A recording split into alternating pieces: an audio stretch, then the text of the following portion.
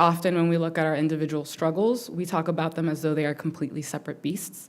But when we juxtapose these struggles, it becomes pretty clear that the ways in which we engage with state-sanctioned violence here in the US can't be contained in the domestic because our liberation can't be contained within borders. We can never solve a broad social problem by focusing on individuals.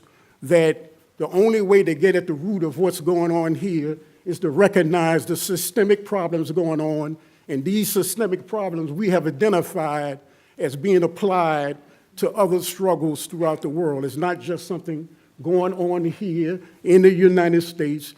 These systemic problems are being applied to oppressed people all over the world.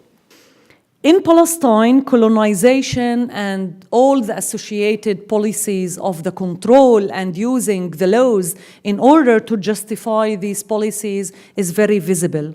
So I think there's huge connections between these oppression policies that we should associate around and do mobilize around in order to face, because as you said, they are collaborating in training and trade, in all, they are building and developing these systems together. So this is why we need to face it together, whether on the grassroots level or on the legal level or in the international, like UN, different groups level.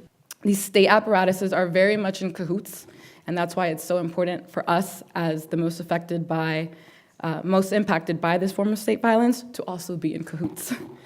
And to quote the 2015 Black Statement of Solidarity with Palestine, we must reject notions of security that make any of our groups unsafe and insist no one is free until all of us are.